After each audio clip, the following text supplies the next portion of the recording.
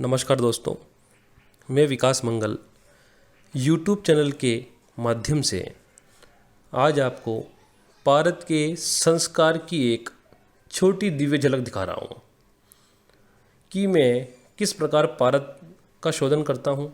वैसे तो इसके संस्कार में बहुत समय लगता है और बहुत सारी औषधियों का प्रयोग अलग अलग संस्कार के लिए किया जाता है।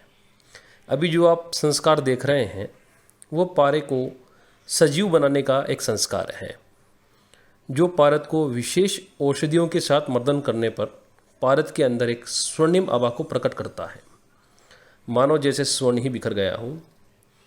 पारद के अंदर ये संस्कार ये दर्शाता है कि पारद में जीव उत्पन्न हो रहा है और पारा एक दिव्य वस्तु बनती जा रही हो। ये पारद संस्कार की उच्चतम स्थिति को दर्शाता है। इससे हमें पता चलता है कि जो हम पारद संस्कार कर रहे हैं वो सही दिशा में जा रहा है। तो आप देखिए, ये पारद संस्कार के समय की झलक है, जिसका आप स्वर्णिम आभा के साथ दर्शन लाभ लीजिए। देखिए, आगे आपको दिखा रहा हूँ मैं इसमें। ये आप जो पीला पीला पदार्थ बाल्टी में देख रहे हैं, इसको हम कांजी बोलते हैं।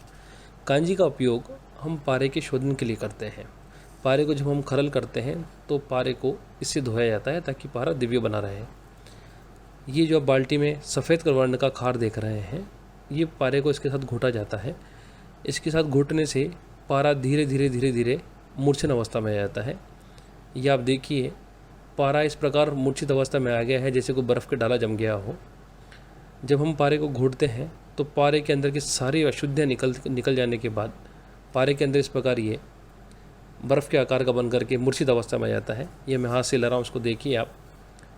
बिल्कुल ऐसा हो गया जैसे आटा हम गूंथते हैं, इस प्रकार बन गया है ये।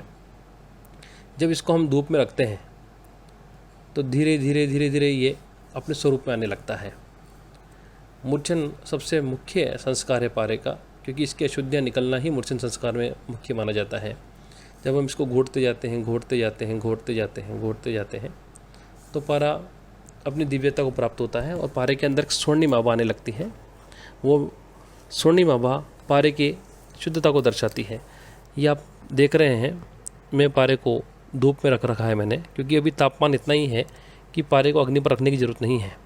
बिना अग्नि के ये पारद अपनी पूर्ण अवस्था में आने लगा है। धीरे धीरे ये पारद अपनी पूरी अवस्था में आ जाएगा और इसके अंदर के जो गुण हैं वो बने बनाए रहेंगे। पारे के अंदर की दिव्य विद्युत शक्ति होती है जो कि किसी भी चीज़ से नहीं हटती। पारा एक बहुत दिव्य वस्तु है। जब इसका संस्कार किया जाता है तो इसके अंदर बहुत गुण आते हैं। ये संस्कार मैं कर रहा हूँ इसलिए दिखा रहा हूँ आप लोगों को, क्योंकि आप लोग समझें, क्योंकि पारे के संस्कार कैसे और किस प्रकार किए जाते हैं। क्योंकि लोग यूट्यूब पर आजकल बहुत भ्रमित कर रहे हैं पारे को लेकर के। जब ये पारा अपनी दिव्य अवस्था में आ जाता है तो पारे के अंदर इस प्रकार का एक स्वर्णिम कलर आ जाता है जो पारे की दिव्यता को दर्शाता है। ये किसी ताम्र के साथ मैंने नहीं उड़ाया है, औषधियों के संयोग से ही इसके अंदर दिव्य कलर आया है जो आप देख रहे हैं। इस स्वर्णिम आभा दर्शाती है कि पारा बहुत अच्छी तरह से शुद्ध हो रहा है और इसके अंदर एक दिव्यता आ रही है जो कि खाने से लेकर के गुटिका पहनने तक में बड़ा फ़ायदेमंद रहता है।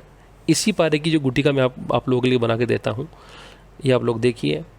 पारे के अंदर का स्वर्णिम कलर देखिए, ऐसा लग रहा है जैसे स्वर्ण बिखर गया हो, स्वर्ण ही बन गया हो, ऐसा नज़र आ रहा है देखने पर। ये पारे की शुद्धता को दर्शाता है। इसमें कोई कॉपर नहीं है, कुछ ही नहीं है दोस्तों। ये मित्रों, ये सिर्फ और सिर्फ औषधि के संयोग से बना है। हम इस पारे को कुछ दिन इसी प्रकार रखे रहने देंगे। जैसे जैसे पारे के अंदर जीव उत्पन्न होता जाएगा, पारे के अंदर दिव्यता आती जाएगी, तो पारा अपने मूलभूत स्वरूप को पुनः प्राप्त हो जाएगा और पारे के अंदर एक चमक उत्पन्न हो जाएगी जो कि एक दिव्य प्रकाश के समान रहती है।